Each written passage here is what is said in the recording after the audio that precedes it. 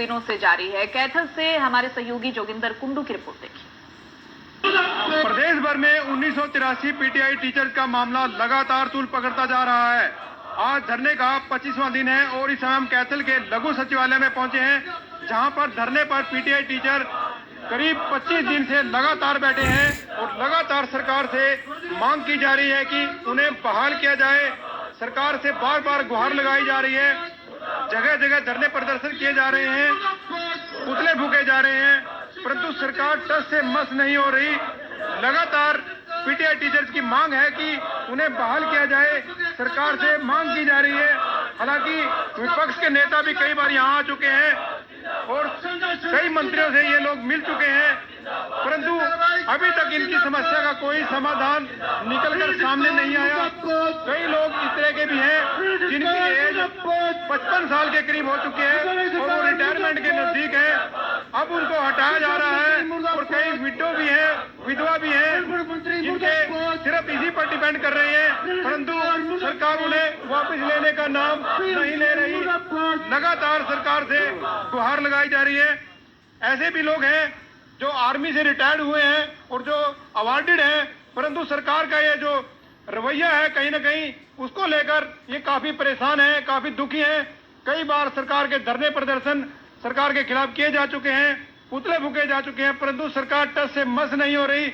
अब सरकार ने यह ऐलान किया है कि इनकी परीक्षा ली जाएगी, परंतु ये इसके लिए तैयार नहीं है। हमारे साथ एक आर्मी से रिटायर्ड भी हैं जो पीटीआई टीचर हैं, उनसे हम बातचीत करेंगे।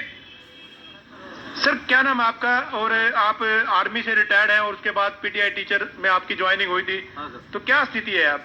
सर, मैं सुबेदार मेजर दलवीर कुंडू एक्ट 4 जाट से रिटायर होकर के 2010 में मैंने पीटीआई की सर्विस ज्वाइन की। मैंने आर्मी के अंदर 1983 में ऑपरेशन ब्लू स्टार लड़ा। मिलिट्री इंटेलिजेंस स्कूल के अंदर मैं इंस्ट्रक्टर रहा। पहलगांव कमांडो स्कूल में मैं इंस्ट्रक्टर रहा। उसके बाद जो ब्लैक कैट कमांडो वर्ल्ड की मानी हुई कमांडो है उसके अंदर मैं इंस्ट्रक्टर रहा। 1991 में मैंने गोल्ड मेडल लिया, Asiad gold medal south Asian federation, जो कि कोलंबो के अंदर हुआ था। मैंने ऑपरेशन हिफाजत लड़ा, जो कि नागालैंड के अंदर ओ पवन लड़ा। लंका के अंदर मैंने ऑपरेशन लड़ा ओ पवन।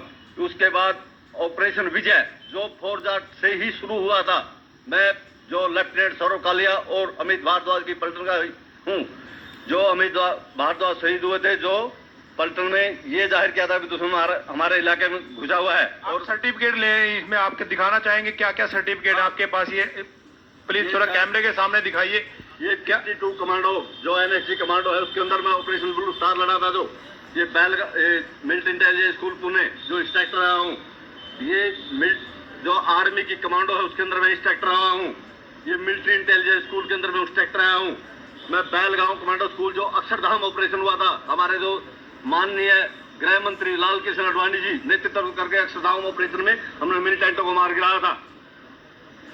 ये मेरा मिलिट्री इंटेलिजेंस को दोबारा जब हम ऑपरेशन जो ताज ऑर्डर के अंदर गए थे, जिसे हमारे मेरे सहपाठी मेजर उन्नी कृष्ण और हौलदार गजेंद्र जी शहीद हुए थे और हमने सभी मिलिटेंटों को मार गिराया था।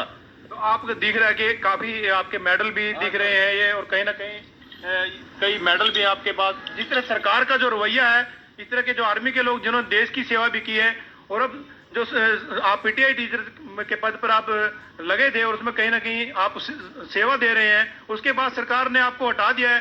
तो क्या ये सरकार का जो रवैया है, रुख है, कहीं ना कहीं आपको लग रहा है, जो आपकी एज भी करीब 54 साल के करीब हो चुकी है? 55 साल का हो चुका हूँ। और इस सरकार ने, जबकि मैं इंडियन आर्मी के अंदर जो स्पेशल फोर्सेज है उसके अंदर मैं इंस्ट्रक्टर रहा हूँ, उधर मैं मतलब हिंदुस्तान की वर्ल्ड की सबसे माननीय कमांडो के अंदर रहा हूँ। और क्या ये सरकार का जो रवैया चल रहा है, आकर के मेरे को अयोग्य घोषित किया है, ये बड़ा शर्म की बात है सरकार के लिए।